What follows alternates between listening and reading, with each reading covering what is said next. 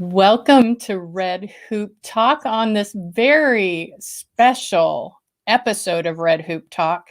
We are a Native news and talk show brought to you by the oldest nonprofit serving Indian country, the Association on American Indian Affairs.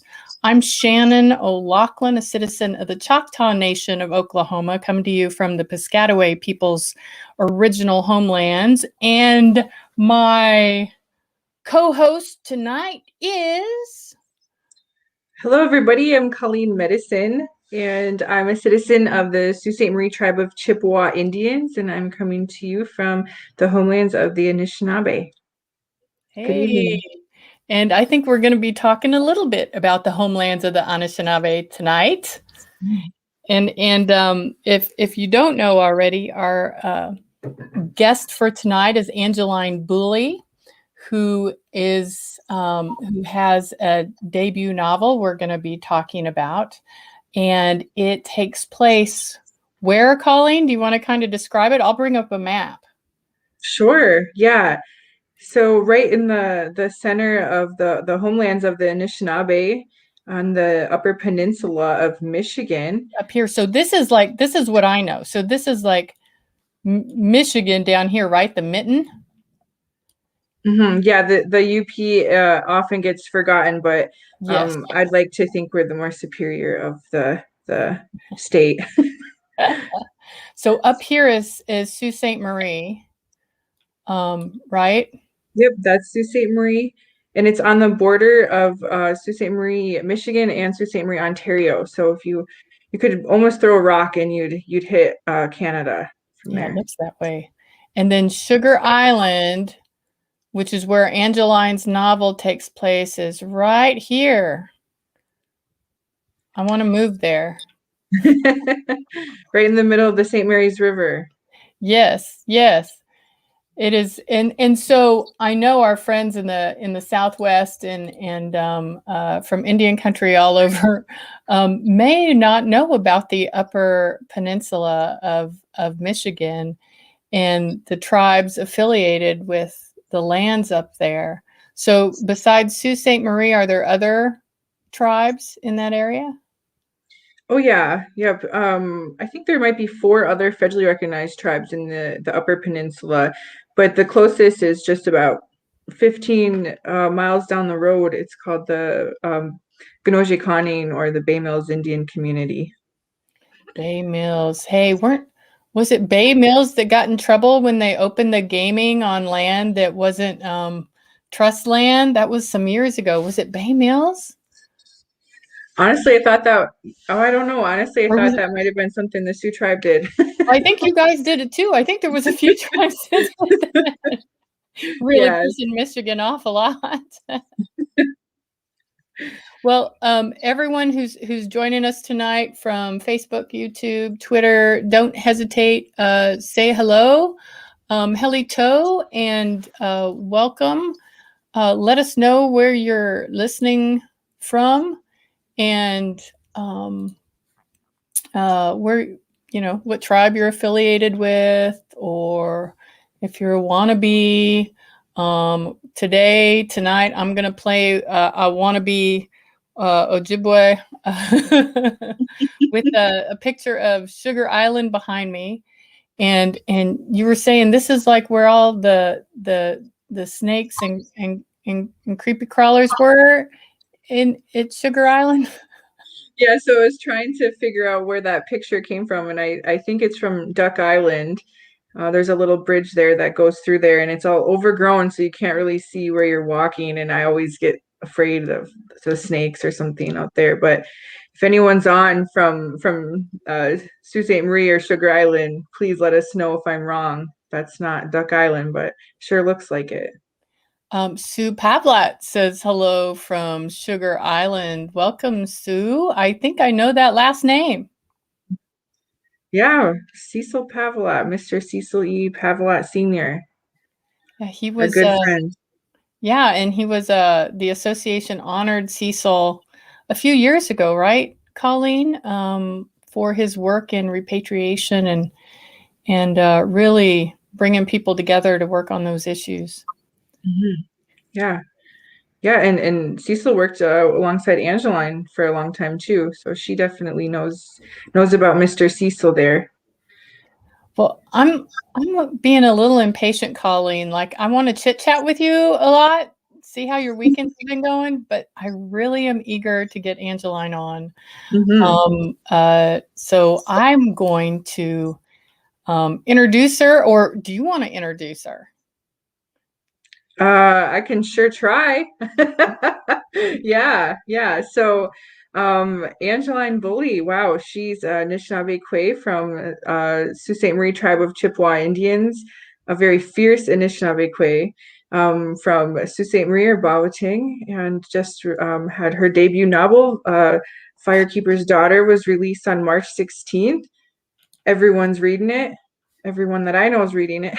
Wait, So, let's show everyone a picture of what Firekeeper's Daughter looks like. Let's see if I can pull it up here. So we can build some more suspense, right? Build some more suspense before Angeline comes up. Firekeeper's Daughter, look at that beautiful, beautiful artwork. And we're going to hear about who the artist was as well as we have our conversation. Angeline, will you please join us?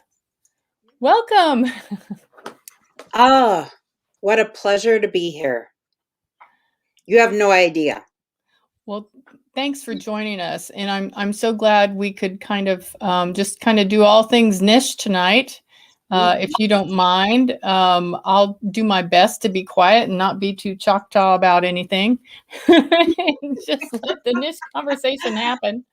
But welcome so much. So, Angeline, for everyone who's watching, can you tell us a little bit about where you come from? Sure. Bonjour, Ani, Angeline Bulley, Nidishnakas, Makwadodam, Bawating and Donjaba, and Chimagwech. My name is Angeline Bulley. I'm Bear Clan. I'm from Sault Ste. Marie. My family is from Sugar Island.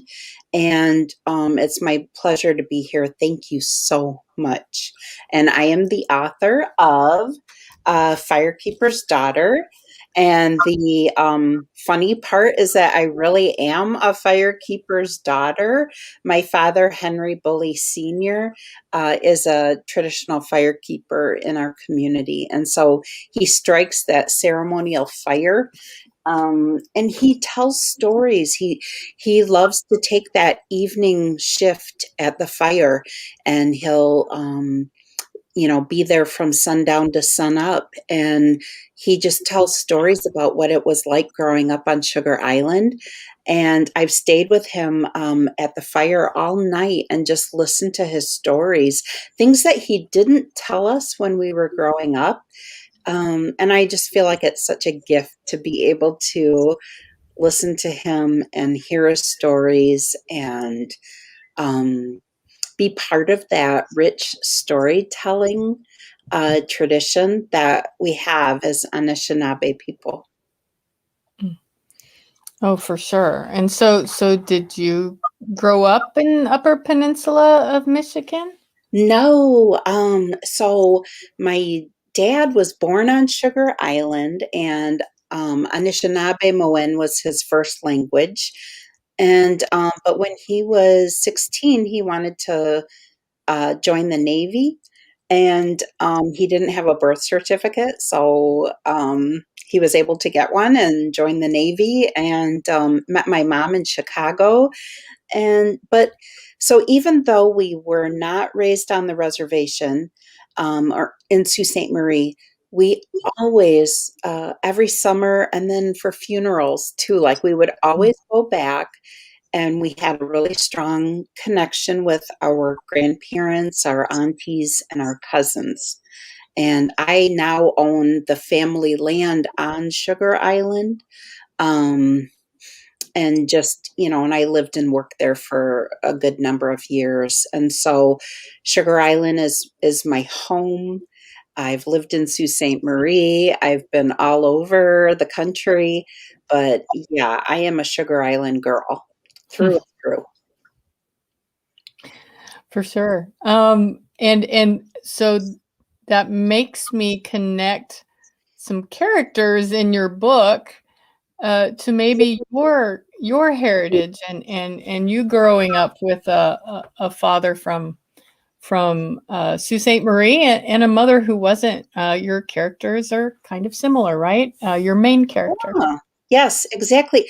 They say write what you know. And so right? I could definitely write from that perspective of a girl, an Ojibwe girl who, you know, um, loves her father. Her father's Ojibwe, loves her mother's not Ojibwe. And just how to figure out about your identity when it means different things depending on who's in the room and who's asking and why. And um, so, yeah, I felt like that was a really good material for a coming of age story.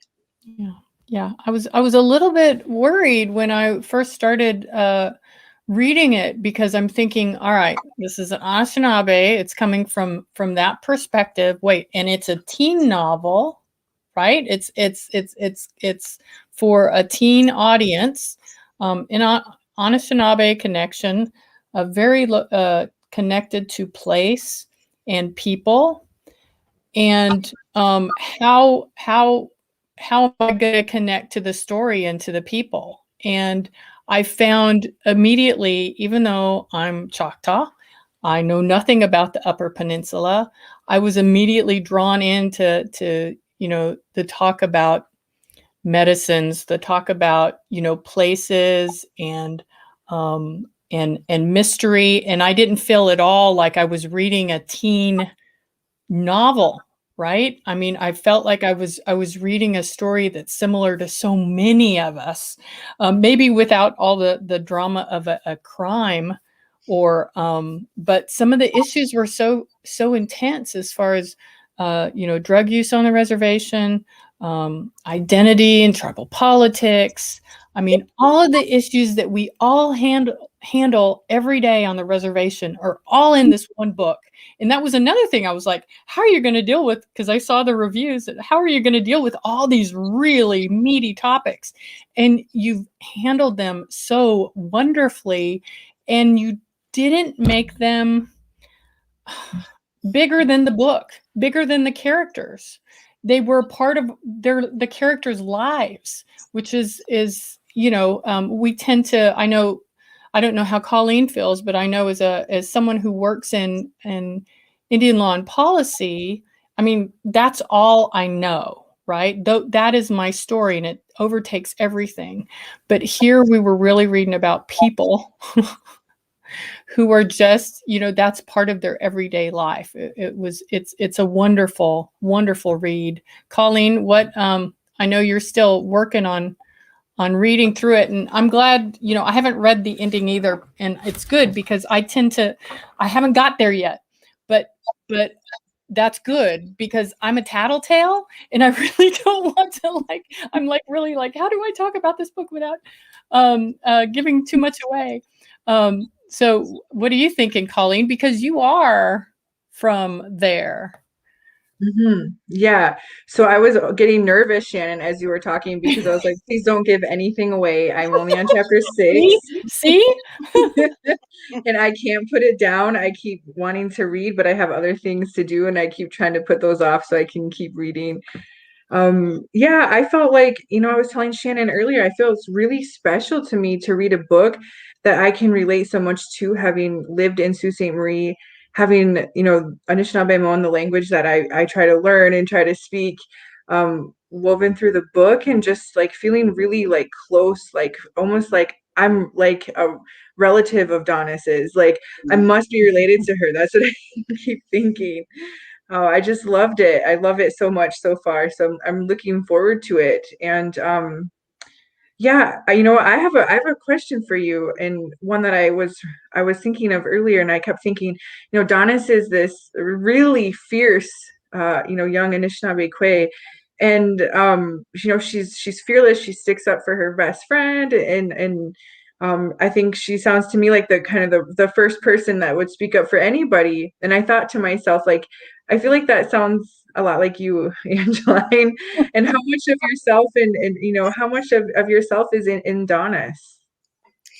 I think when I first started writing, and I've worked on my book for 10 years before I got an agent and sold the rights. Um, I think she started out like me, light skinned and going through a lot of those microaggressions and code switching depending on where you're at. Um, but then really developing the character, and she's different from me in that one, she's unenrolled at the beginning of the story, and then two, she's so much more that linear thinking, that science mind. So there's that. And Yeah. she's much better in math than I am. And then the hockey. People are surprised to find out that I've never played ice hockey before. And really, just my kid, my oldest son, played hockey. And I just think that when you live in Sault Ste. Marie, okay, any town that has more ice rinks than pizza places, you're definitely in a hockey town, and it is impossible to live there without picking up that language of hockey. And and so we're different in other ways. But I think at our core, just being women who young women who look to the older women in our communities, and we see them and we think, wait, were they screw ups when they were my age? Did they like make really big mistakes? Did they always do everything perfectly? Did they always know who they were and how to speak up in a situation? And it's like, no, we all stumble. We all have to figure out our way. And for as fierce as Donis is, she makes some mistakes. She really fumbles some situations that, and but I wanted to show that because I think the teens that I hoped would read the story, I wanted them to feel that like we didn't have it figured out when we were teens. Um, if I may swear, hell, I didn't have things figured out. I'm 55 now, and there's still days where I'm really trying to figure some stuff out. So, I think just it's really a love letter to Anishinaabe Quawag all over Indian country to embrace who they are and where they're at and to be okay. Um, they'll get there. They'll get there, and that's okay. Yeah. Yeah. Mhm. Yeah, I'm holding on to little things and little lessons that she's getting along the way. I'm I've been putting them in my pocket. But no spoilers, I promise. So how did you, so was it easy writing about your tribal nation? Was that easy, or did it make it harder? It was difficult. Like, I never wanted to write about another community because I wouldn't presume to write about another community. I would not have any standing to do so. However, with my own community, I felt better as an author fictionalizing my tribe and having it be the Sugar Island Ojibwe tribe instead of the Sault Ste. Marie Tribe of Chippewa Indians, so that I could take that creative license. Um, I guess I just didn't think I was a gifted enough writer to be able to write a story exactly from my tribal community without it being a history lesson. I wanted that freedom to be able to talk about blood quantum, talk about per capita, talk about unenrollment, talk about different issues going on and that other communities might relate to, but still have it very much Ojibwe. Mhm. Yeah. So did you how has your community I think I know the answer to this, but how has your community taken the debut of this novel? How do they feel? So far, it's been overwhelming support.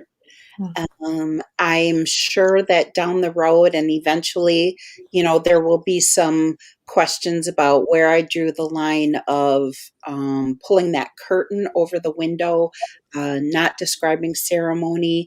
Maybe some people will think I still revealed more than what I should have. I'm prepared for those conversations.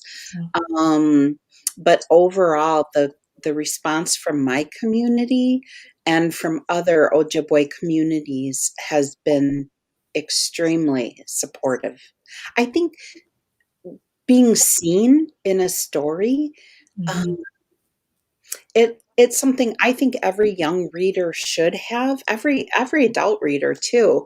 But I was 18 before I ever read a story that had a Native main character.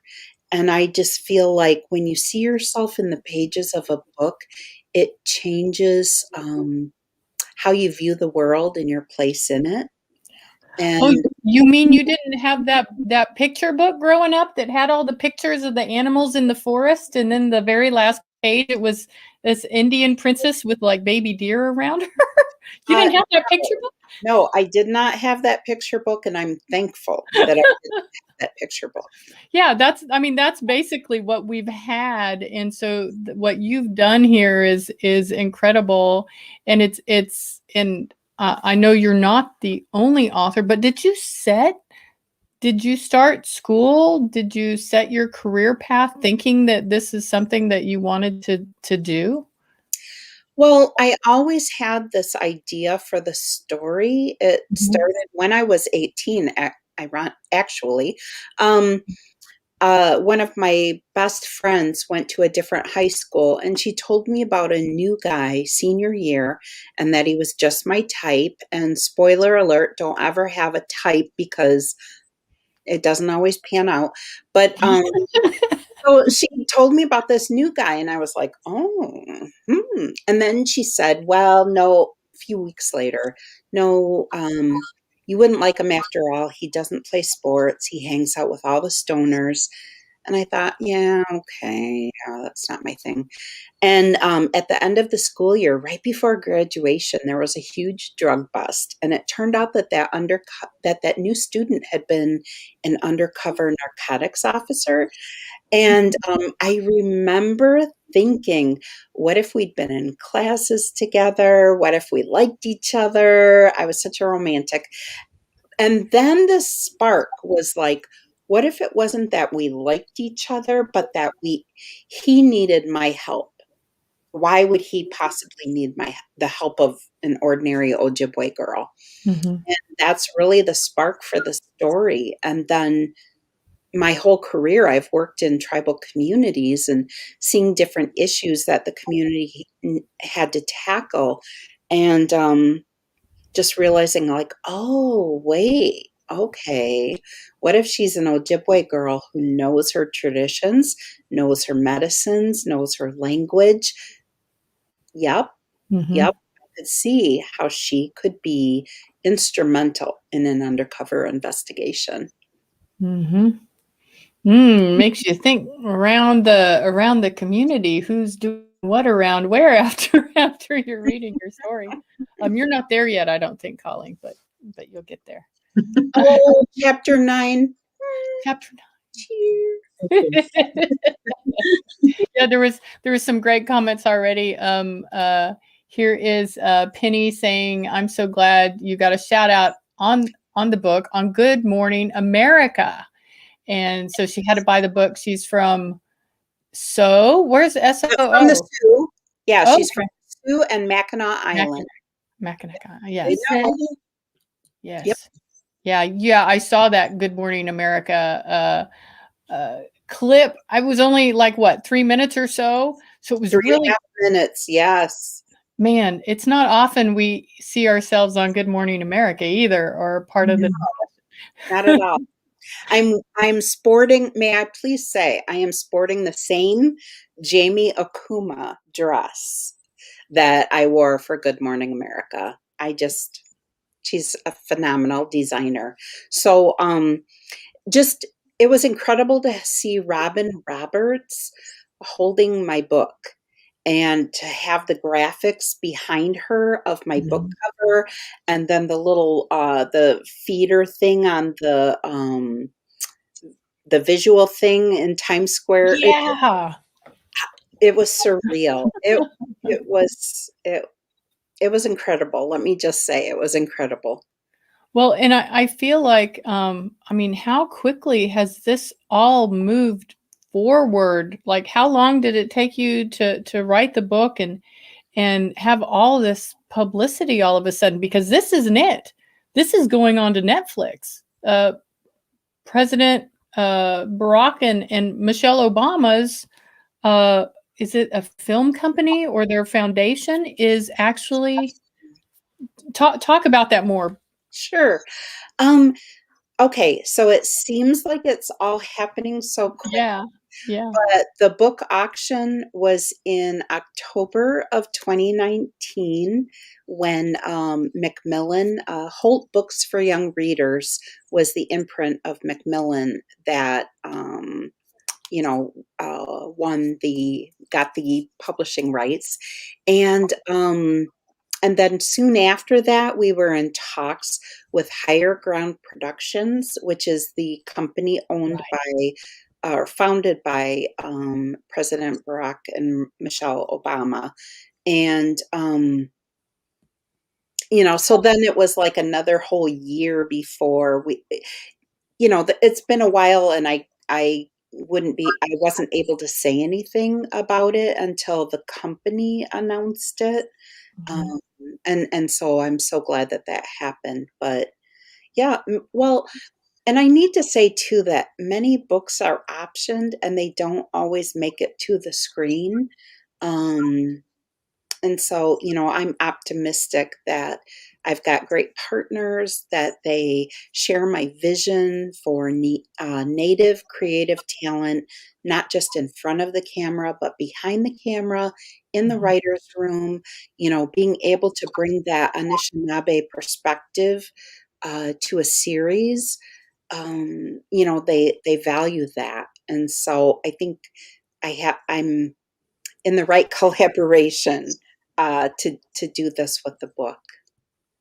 Yeah, I can't imagine what this would be like as a series. And so that's is it in development? Are there Mhm. are actors and actresses being Well, looked we have head writers. at? So Mickey Fisher is the showrunner, and he was the head writer on Extant, which was an NBC series starring Halle Berry, and Mhm.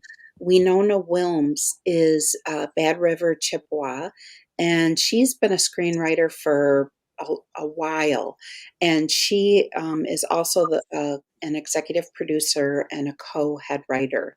And so I'm just really happy with where we're at on the development. Wow. Wow. Um, that's freaking exciting. So do you think and that there's going to be such native involvement? Because my fear, of course, would be that it would be taken control of and would change somehow without real effort to stay true to the perspective that you're trying to build in the book. Sure. So yeah.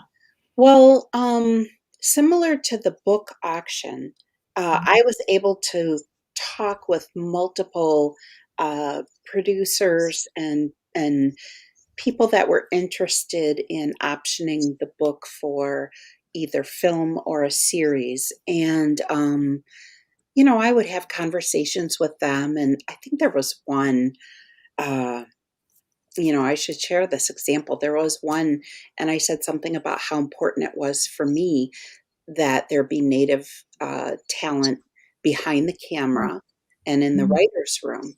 And the producer had said something like, "Oh, are there native um, producers, or, are there Native directors? Are there Native writers? And honestly, I thought, I'm not here to do Indians 101 with you. If you do not know where they are and who they are, you are not the right fit for this project. And Higher Ground Productions was so respectful and had done their research, and were very committed to being good partners in this project. Mm-hmm. Hmm. That is so cool. So have you gotten to meet Barack Obama and Michelle yet? No, I have not, but I'm so excited to. And then every conversation I've ever had with the team at Higher Ground Productions, I'm just so thrilled. I'm so thrilled to have them be, shepherding this project and just on board. I'm thrilled. I'm very fortunate. Yeah, that is so much to be grateful for. Colleen, I've been taking over here, and I've got like all these questions written on all my notes. So you need to jump in here and ask some questions. Sure. Yeah, so I think there's probably some, like Shannon mentioned earlier, there's so many people who are unfamiliar with Sugar Island. Yeah. And I always say that island life is just a little bit different. Mm-hmm. And I'm wondering if you might want to talk a little bit about growing up on Sugar Island, because it's honestly, one of the most beautiful places I know. Mm-hmm. So every summer we would go there, and my grandma had a tar paper house, a 2-story house, no running water, wood stove, and antique beds upstairs. And there was always a fire going outside, and then there was the outhouse. And I can smell that campfire. I can smell the way that house smelled inside. There's a certain, I don't know what it is. I sometimes in my dreams, I feel like I can smell it still. And the house has since burned down, and it's property that I own now. And there's just something about that 5-minute ferry ride to Sugar Island where you feel like you're leaving behind certain worries, certain concerns, and it just feels very immediate. It feels like you're in the now. And there's something about Sugar Island. It's like you're in the now, but yet you're also so connected to your family that's, gone before you. There's such a sense of a pull there. And I love it. There's no place, no other place on this earth like that for me. Yeah, I agree. There's a moment in the book where Donis is crossing the ferry, and she talks about how it's just like a 5-minute ride, but it's a meditation. Mm-hmm. And I was thinking to myself, how many times have I crossed that ferry? And it was the only 5 minutes in the day that I had for a break. And I've used that 5 minutes to do so many things. Yep. I think so many can relate to that 5-minute meditation. Yeah. Exactly.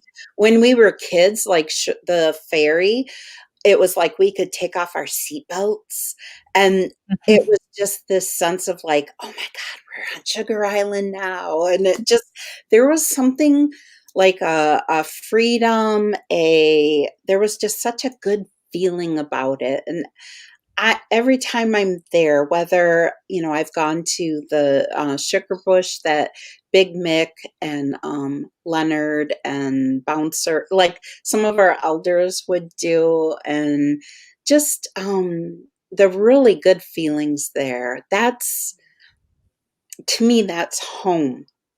Mm-hmm. Yeah. Yeah. And speaking of them guys, those Sugar Island elders, Big Mick and Bouncer and Frisky and your dad and Leonard Baugh and so many others, I bet that, growing up with them was really cool. Yes. Yes. I remember things that they laugh about, and just, that was one of the best parts too. Like when I returned to the community, all grown up and as the education director, and then I worked in tribal administration. And so I was over our elder division, recreation, cultural education, and social services.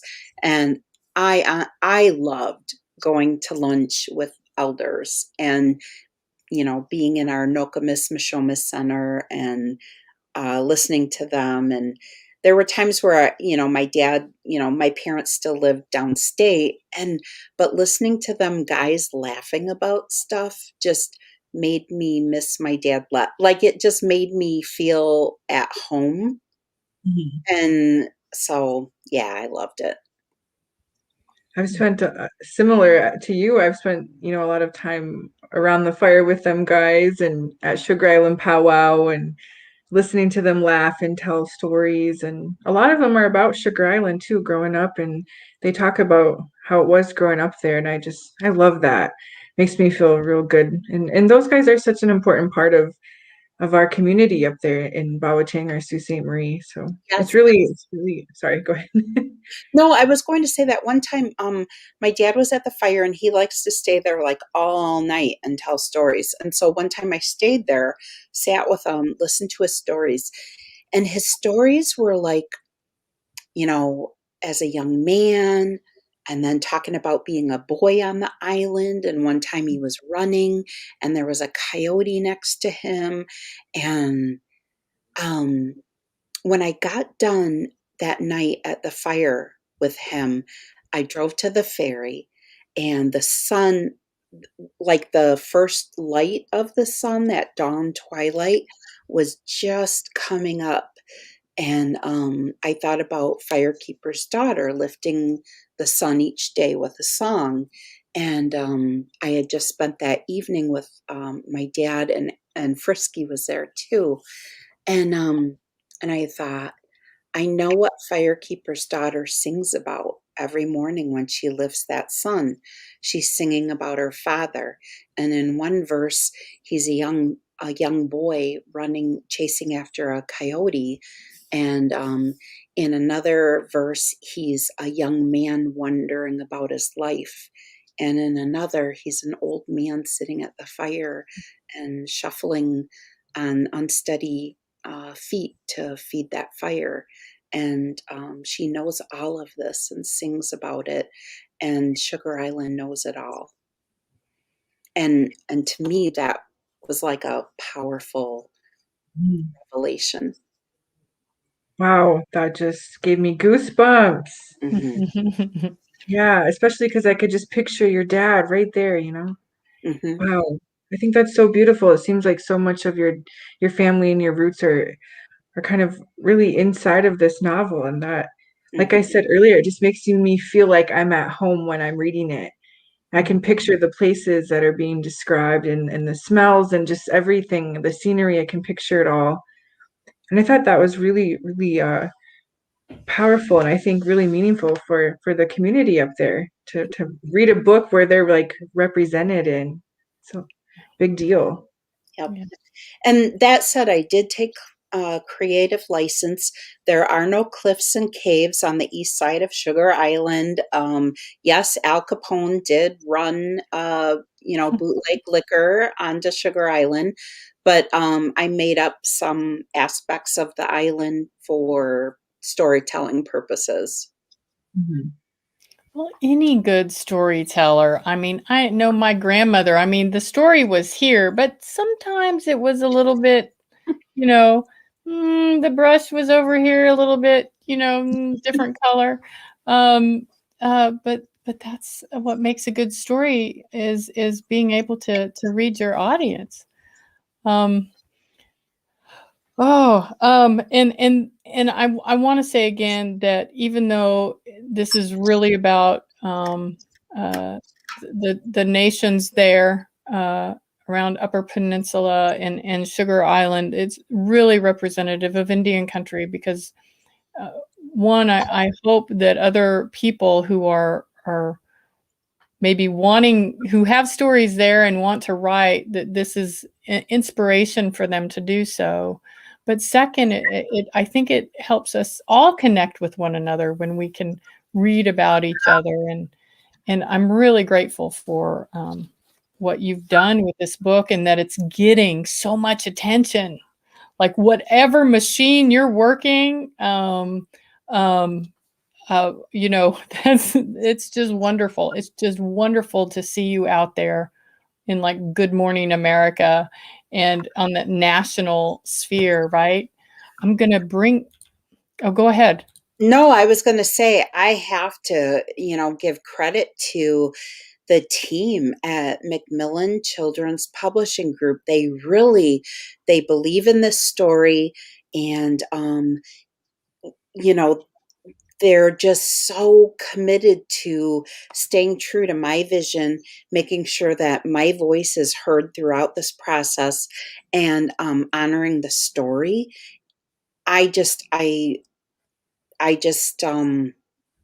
so thankful, and I really feel like it is a best practices for other publishers who publish Indigenous authors to really see what is possible when you honor that creative vision and recognize what an Indigenous artist can do Yeah. for the story. And yeah.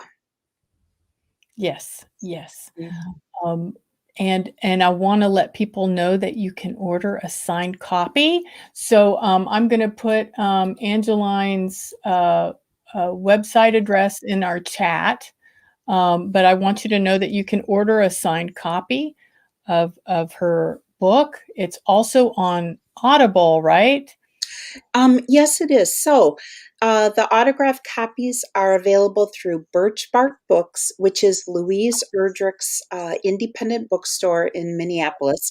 They're online, and yep, you can order an autographed copy through them. You can order it through your other, any other favorite independent bookstore or whatever site you use for, purchasing books. And the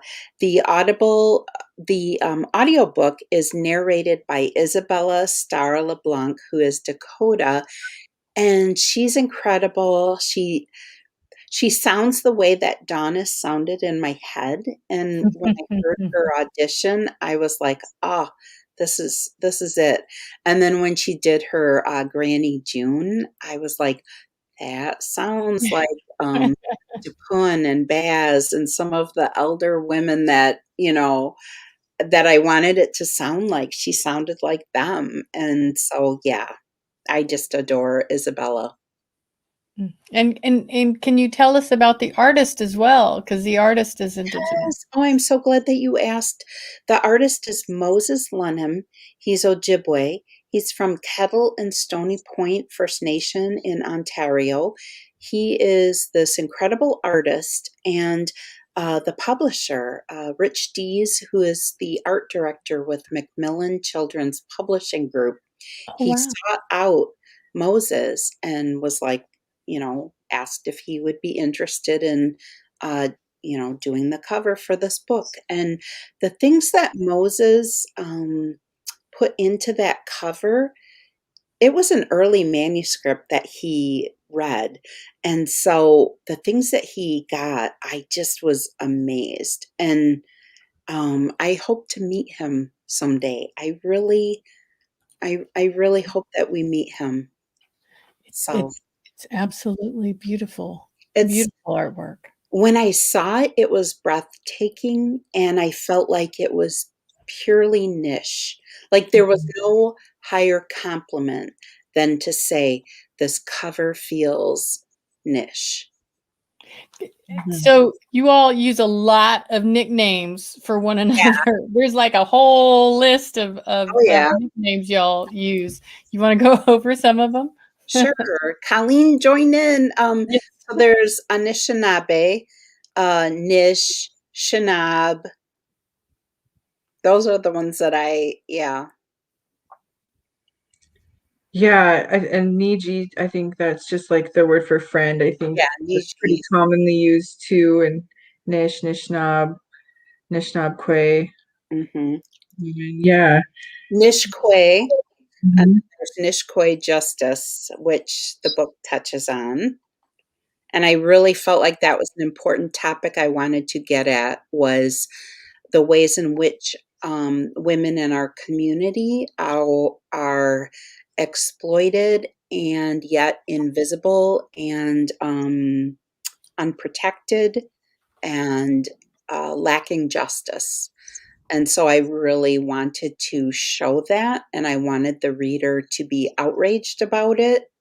Um, and so that was important to me too. However, I also wanted to highlight the ways that we try to protect one another, the whisper networks, blanket parties. I was in an airport coming back from a conference, ran into an Alaska Native woman, and never met her before. We're sitting next to each other talking, and she asked me for my phone number. I gave it to her. She texted me and said, "The guy next to you said such and such and such, and I'm very concerned about him. Like, do not engage with him whatsoever." And it was just one of those, like, I will look out for you and you will look out for me. And we just have that understanding that there are people out there who will look for any weakness. Um, and to me, that I felt proud and strong, and that I didn't know this woman. I've never talked to her since then, but she had my back in that moment, and I would have done the same for her. And I think that's something that is it's like a silver cloud in a very dark storm, to find that and to experience that with other Indigenous women. Mhm. Uh, Yeah, that and how powerful is that if people know we are that as women and we will do that for each other, then those types of aggressions are going to be less likely to occur because we're Mhm. protected and we're protecting one another. Yes, Yes. yes. well, that feels like a really big issue, to have inside the book, along with some of like the other identity issues and stuff. And I was thinking when I was reading it, how what a good way to share those issues with the younger audience, because the book is for, teenagers. And I thought, what a good way to share these issues and to get them, out into the community, but doing it in a way that's really engaging for our young people. Mhm. Right. I really think that books can do that. Like, we can do so many things on different levels. And, maybe a person picks up the book because the cover is so gorgeous. Maybe because they hear Indigenous Nancy Drew or Indigenous Mhm. Veronica Mars. But what's going to stay with them are these really important teachings that we want them to know. And so, if that happens, then my work, I'm happy. Mhm. Wow. I really could identify with Donis not being an enrolled member, and hearing why she wasn't enrolled, which is kind of the opposite of why her best friend wasn't enrolled.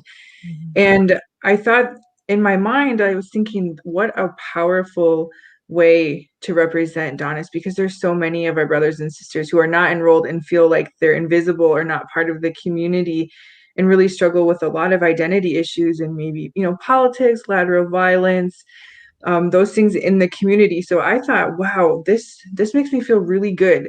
This is going to speak to a lot of people who might be in that same situation.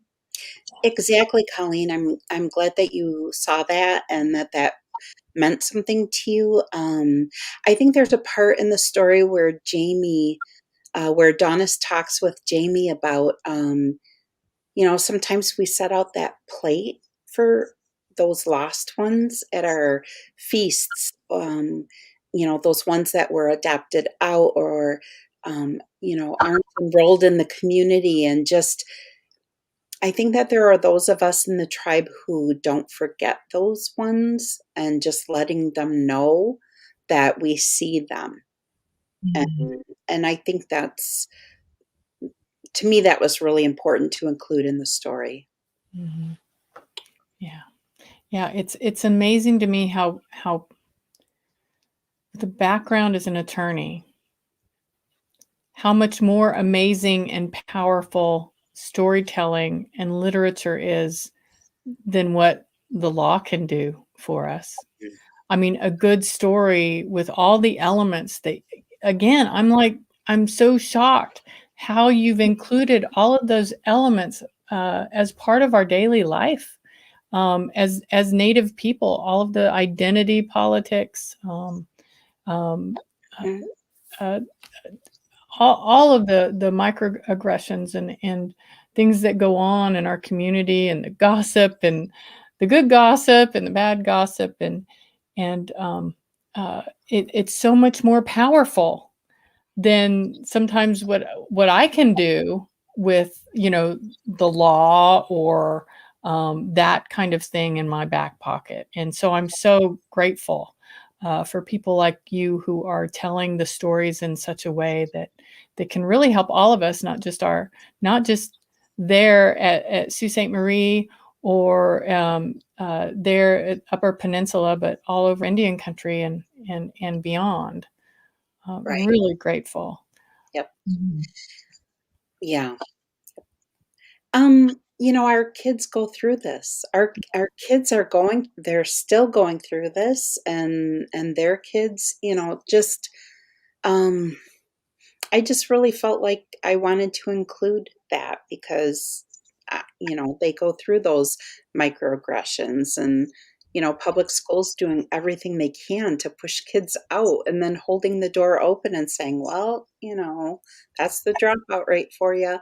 And just really wanting to, I felt like I was the director for the Office of Indian Education. Our office awarded $175 million a year to public schools, tribes, tribal colleges, different eligible entities to improve the cultural, language, and educational programs for Indian students. And I feel sometimes like through this book, I can maybe reach more students than I ever could through those grants. Mhm. And the power of a story and the power that we know as Indigenous people and how our stories continue on and the power that they have. Um, it just feels very, um, sometimes it feels really huge, like, wow, that this book could have a greater impact than I ever could have in the positions that I've had before. Um, I'm just thankful to have that opportunity. Yeah. Yeah. So grateful. Oh, here's another callback from the book. Anishinaabe Skin Tone Continuum. Exactly. I felt like that really needed to be talked about because I mean, I'm light-skinned Ojibwe. Two of my three kids are blonde hair and blue eyed. And there were times, my son was called ghost by other kids at his, tribal school. And I just, I wanted people to see that identity, um, those obstacles that we see those obstacles and for them to not feel alone and hopefully give them strength to claim their identity as an Anishinaabe person. Right. And that's the one thing about Indian country is that we're all so diverse, and we all, depending on what part of the US where we're at, our history, with the colonizers is different and unique. And so, all of us, sought resistance or sought assimilation or sought all different ways to survive during different eras. And yeah, and plus y'all are up where it's cold anyway. Where are you going to get the sun? Really, the melatonin, or melatonin challenged. Exactly. Melatonin's challenged. Yeah, for sure. There was another question. Go ahead, Colleen. I thought I saw another question in the chat I'm going to bring out. Oh, okay. Yeah, so I was just thinking, I was like, yeah, it hits 50 degrees up here and we all think it's summer. People will wear shorts at 50 Oh my degrees. gosh, yeah, it would be like 50 degrees, and my aunts would be wearing like shorts and flip flops and a tank top with the cigarettes like tucked into the strap. And Dairy Queen opens up on April 1st and it's still snowing, but people are like standing out there ready for their Blizzard or Buster Bar. Like, yeah, that's just the UP. Yeah, that's how it is. So are you going to stop with this book? Like what's happening after this book? Are you really focused on getting this produced and on camera, or are you writing more? That's a really great question, Shannon. So let me just say, Did I interrupt? I'm sorry. No, I respect screenwriters and their talent, and I am not a screenwriter. I do not have the desire to spend the time and energy learning how to be a screenwriter. So when I optioned the movie rights, the streaming rights, I'll be an executive producer, I'll be a script consultant, but I will not be a writer. I want to tell more stories. And the next book that I'm working on, if book one is Indigenous Nancy Drew, then book two is Indigenous Lara Croft, except instead of raiding tombs, the main character is taking back ancestral remains from museums and private collections to bring them back home. And in the course of one of her heists, things go very badly. And that's book two. Oh my gosh, I want to read that now. I know. I'm working with Shannon Martin, and I'm doing my research and working on book two. I'm so excited about it. I can see a picture of Shannon Martin on the cover too, with a big gun like Laura Croft or whatever. Didn't she have isn't there a Laura Croft with her, a picture and a big gun? Or am I thinking of many pictures of Lara Croft? What you're looking for, and yeah. So what would that be instead of like an indigenous, what are you going to have? Like some big sexy Amazon native woman with what's the movie going to look like? Actually, it's going to be a 16-year-old girl carting off cardboard boxes of ancestors because she's just so outraged of what's happening. And that our ancestors' skulls are in paper bags and cardboard boxes. And how long has it been since NAGPRA was enacted as a federal law, and the different ways in which museums and universities do everything they can to not comply. And when there are more Native Americans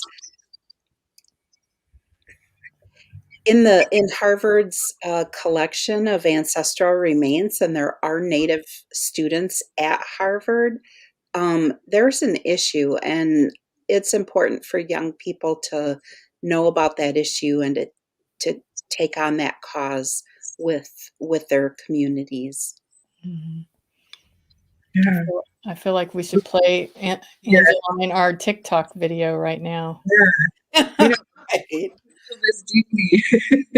But if you think about it, though, doing this through story makes so much sense because storytelling is how we convey what it means to be Anishinaabe.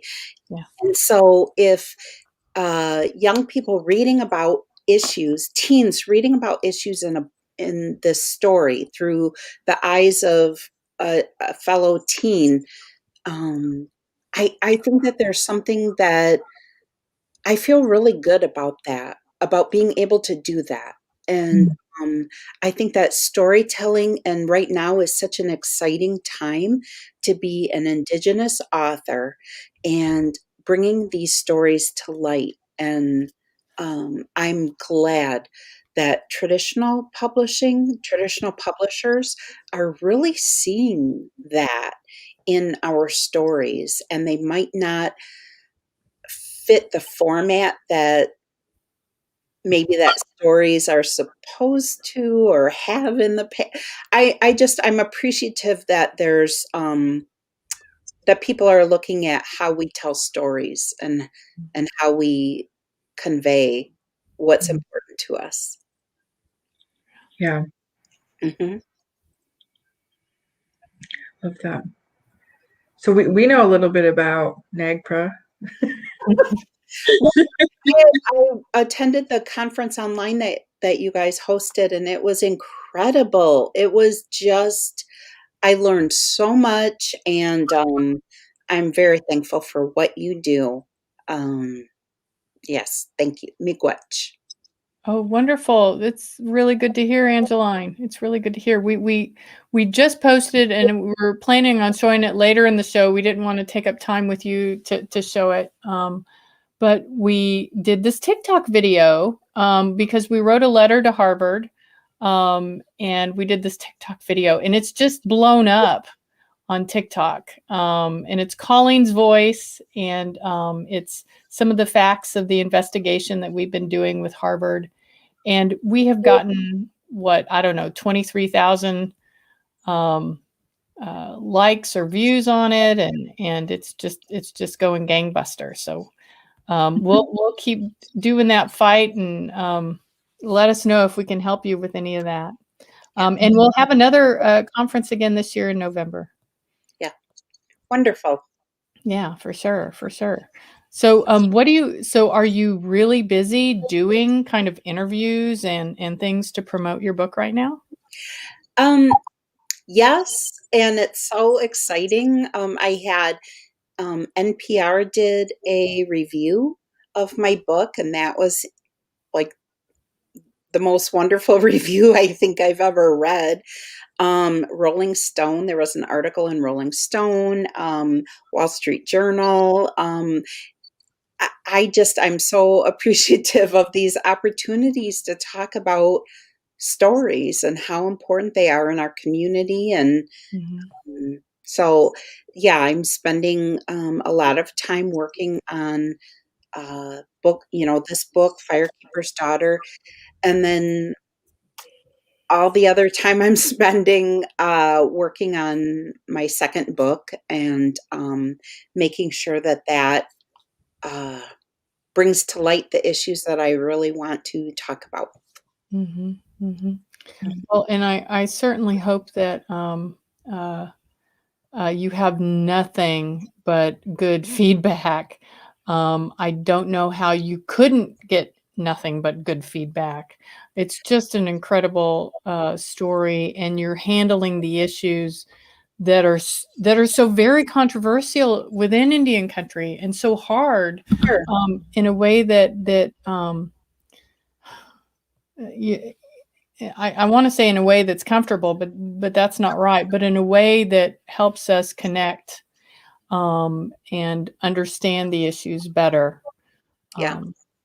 Because it's coming from Indigenous perspective. Sure. And I tried to do that, but there's also that letting go as an author, that once you write the book and it's published and it's out there, it's kind of like your baby is out in the world and you can't control the experience that the reader has with your baby. And so if the reader loves it or hates it or, takes issue with anything, that's not on me. That's I can't control that, and so there's that letting go of it too. And so I just try to remind myself about that.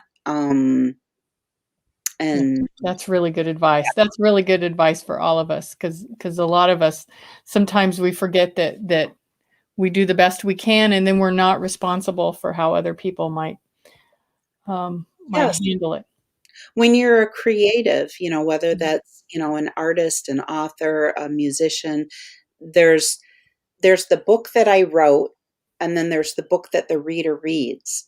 And I take ownership of the book that I wrote, but the book that the reader reads is theirs. And so I have to keep that in mind when the reader reviews it and says things about it. And I want to be like, but didn't you get this part or that? It's like, no, that's their experience, and that's beyond what your experience was. So, Right. Well, what do you think, Colleen? Do you have any more questions? I don't want to. I know Angeline's very busy, and we need her to write that other book because I want to read it. Yeah, same. We need it now. And I just, Colleen is one of my favorite people in the world. I don't know if people know, but I was able to supervise Colleen for a while when we both worked for our tribe, and I just adored working with her and working on the things on repatriations, and learned so much from her. And so it's just been such an honor to talk with Colleen and to talk with you, Shannon, about my book and about the good work that we're all trying to do. And I appreciate the support. Oh, you bet. Anytime. And you need anything we can do to help, we're with you. The association, we put it out to everybody to read your book and watch our show, and so anything else we can do to support what you're doing, and also support other young artists. We hope that this will inspire you to do the same, and learn how to find that right balance, and to tell those stories. I don't know how you did it. I'm not that creative. I don't think I could tell stories at all like you do. I have to be bound by that linear outline, and those regulations and those laws and all that crap, which is not fun. But I'm so grateful for you, and what is it, Colleen, about your nation, the Sault Ste. Marie and other Anishinaabe people? Because around Indian country, there's different personalities in different regions, right? Like you go to some regions, I won't name who, but you feel a little like, you're walking on eggshells. Maybe they're not very friendly, a little more secretive. You go up to the Great Lakes, and everyone is so friendly, and caring, and watching out for you. I always feel happy when I'm around my friends who are Anishinaabe or Chippewa and all around the Great Lakes. And I don't know what it is. I think it's the water, the soil.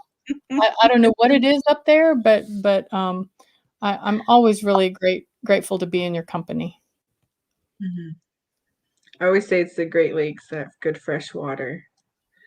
But It's gotta be. No, but I really think it has a lot to do with just the core values they're even mentioned in the book, our 7 grandfathers, and our instructions to take care of one another. And so it really shines through in our communities. Yes. Well, Angeline, should we let you go? Yeah. Okay. Thank you so much. Oh, miigwech. Thank you for your time, Angeline. And until next time.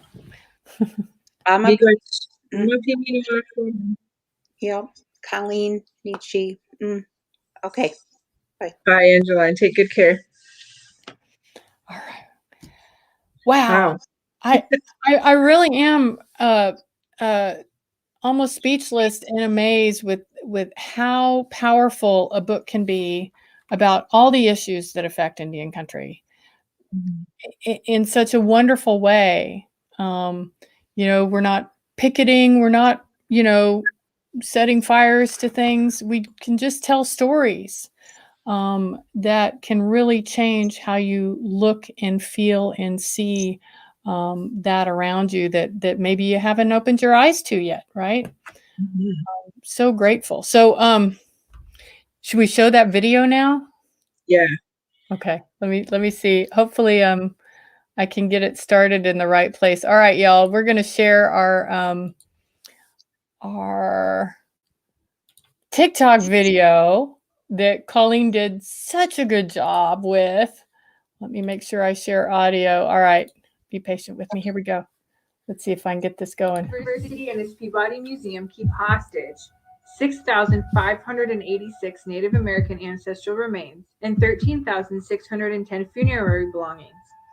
This is in direct violation of federal NAGPRA law. That's the Native American Graves Protection and Repatriation Act. The Association on American Indian Affairs, that's us, has called upon Harvard to follow the law and return our stolen ancestors and objects. And you can help us raise awareness and tell Harvard enough is enough by visiting the link on the screen and following us.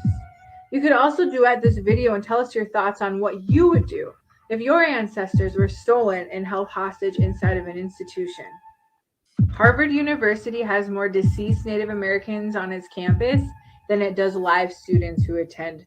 Harvard University and its Peabody Museum keep hostage 6,586 Native American ancestral remains and 13. It's so weird hearing your own voice. Is it? Well, now you have to listen to this whole YouTube thing after the show and force yourself to listen to it. I have a hard time. I don't want to see myself. I don't want to listen to myself. But that was a really good TikTok. And how many? It said we're at 12,000.3 likes, 368 comments, but I think it's been seen by like 23,000 people the last time I checked. But when we were when you put it up on Friday, I think it was, and I was checking and there was only a few things. And then on Saturday morning, you texted and told me it's blowing up. So that's the first like it's blowing up on TikTok that we had. So that's kind of cool. Yeah, well, it seems like it's an issue that a lot of people can stand behind, whether they're Native or not. I think they get the issues and they understand the problem, and it feels good to know we've got a lot of support in that way. Yeah, we had that website that we had on the TikTok video is a form where people can sign on to and kind of give us their comments, and we're collecting all of that. And we're going to send it on to Harvard, and we're going to send them the video too. But Harvard's president did respond, but he responded in a very unresponsive way or a very unsubstantive way, just saying that they received the letter and that the head of the museum was going to respond to us in more detail. That was it. So we're going to be sending them something again here pretty soon because we want to see a moratorium, right, on the research policy. Can you talk a little more about that, Colleen? Yeah. So the association essentially asked Harvard to place a moratorium on research of any of the Native American ancestors or objects that they have on campus, which basically means that there would be no more research on those items, right? So, and that's what we want, because research on those items it's inappropriate and doesn't have the free, prior, and informed consent of the Native nations who those objects represent. So, and where those ancestors are from. And so it makes sense that that Harvard do that. And I think that would be a really a good faith effort on Harvard's behalf, and send a message that they're willing to kind of change their ways and start kind of acknowledging Native nations and doing NAGPRA as it should be under the law. Right, right. Yeah, because it's pretty amazing when we have these repatriation conferences every year, and we have our repatriation working group meetings every month. We're developing a working group that's going to be specific to tribal members and practitioners who work on repatriation efforts. I mean, when we get together, we talk about these institutions. We all have the stories about how these different institutions are not complying with NAGPRA, and how they delay, how they pit tribes against one another, and some of the tactics they use so they don't have to comply with NAGPRA. So we know all of this, and now the National NAGPRA program in the Department of Interior has been releasing a lot of facts about what the institutions have told them, and have been pulling numbers of how many ancestors' human remains have been reported at different institutions, how many funerary objects have been reported, how many other items have been reported, and how much has actually been repatriated back, and how much money those institutions have spent allegedly consulting with tribes. And it's horrendous. It's horrendous. And we just can't continue like this.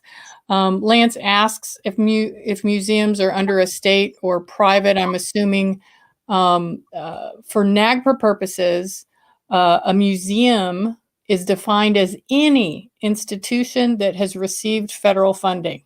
So you can be a little bitty public library in some little bitty town that has Native American cultural items, and you are obligated to follow NAGPRA with those cultural items, because a little bitty city library would have received, even indirectly, federal funds from the state. So only a very private foundation or organization who's never had any federal money, that means no PPP money, right?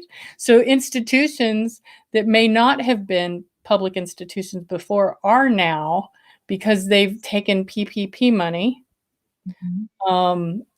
If you had a flood, if there was a flood and you received some kind of federal bailout or federal support or funding, you're now a museum as defined by NAGPRA. So the term is really broad there, Lance, as far as what is a museum. Yeah, I wonder if we could get some of these collectors who've received federal funding for anything. Wow.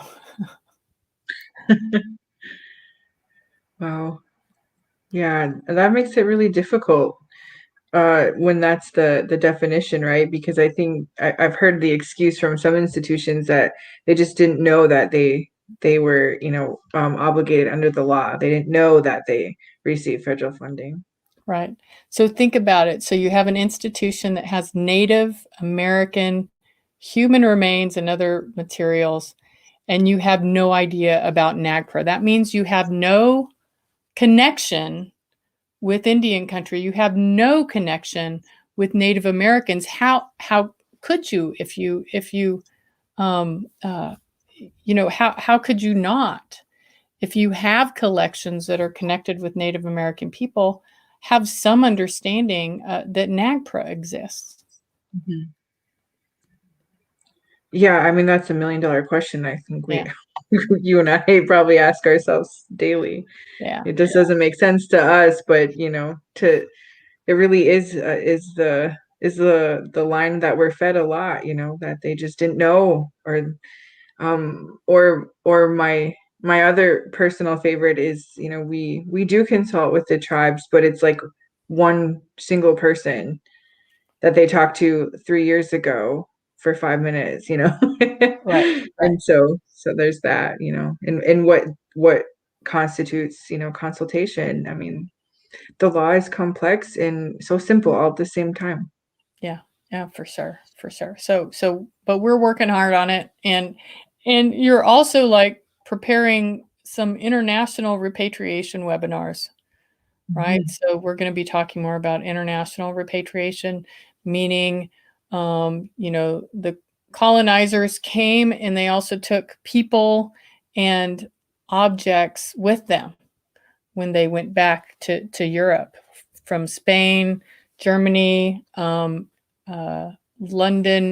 the Finland and Sweden and Norway. All of those countries have huge collections of Native American objects. In fact, we had a conversation that China may also have some in private collections, may have some Native American objects. So we've gotten around, or at least our ancestors have, in not a good way. So we'll have some webinars about that. What else are we doing, Colleen? Since I have you on the show, we're having a work meeting now. Everyone, get a cup of coffee. We're having a work meeting. What else is going on at the office? Yeah.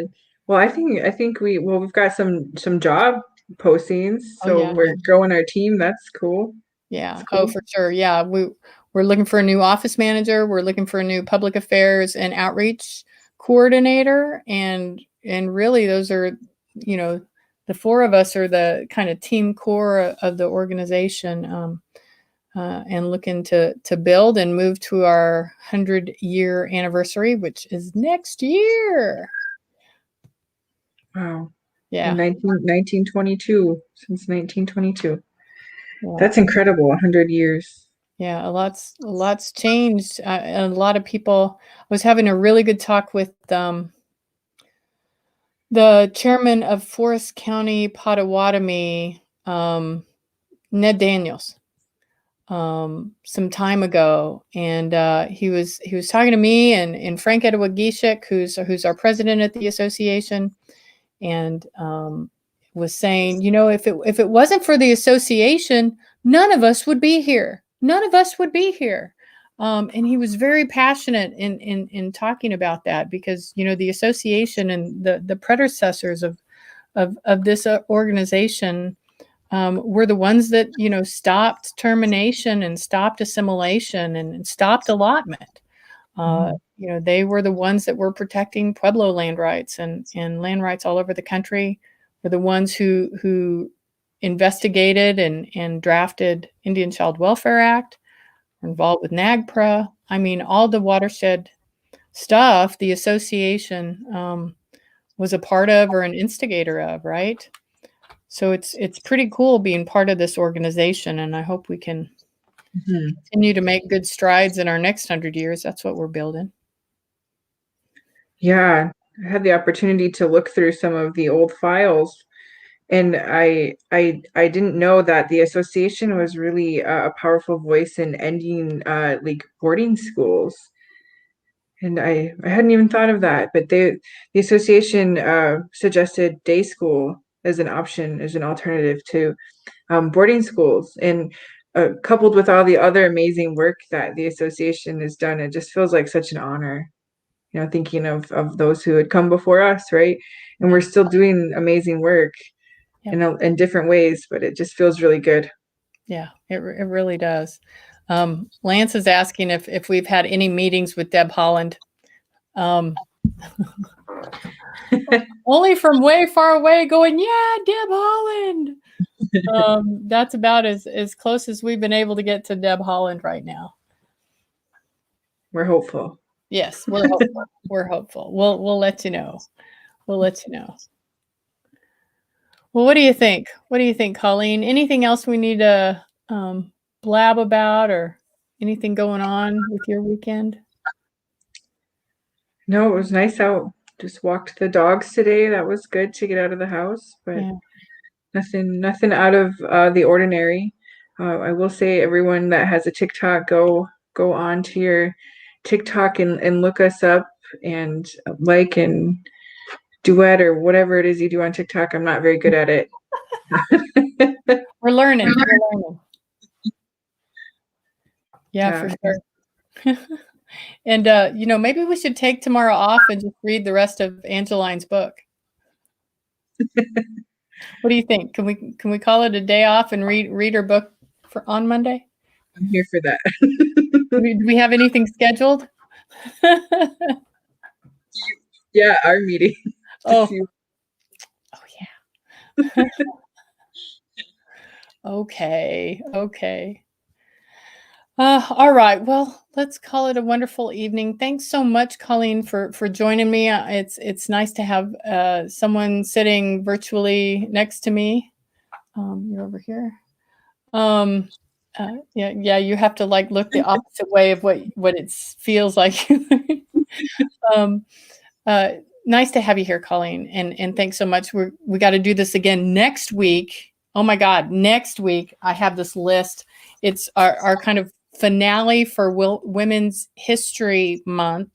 We're having some of our alum who've been with us in previous shows. We're having Sienna East, who's a Choctaw comedian, Pura Fay, who everyone, come on, if you don't know Pura Fay, then definitely come to the show so you know who Pura Fay is. Google her. She's a beautiful singer, powerful singer. Sandy Whitehawk, who's one of our board members, but also a strong advocate for adoptee rights. And Jackie Crowshoe, who is just an amazing woman, has been involved in Indian child welfare issues for a really long time.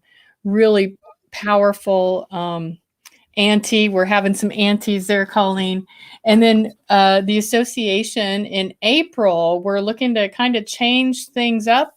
Hopefully we can get that taken care of quickly, so we have some announcements for you next week. But we're looking forward to changes and building our audience here at Red Hoop Talk. And thanks to everyone who joins us every week and those who are joining us for the first or second time now. We're really grateful that you have us. Please share that we're here.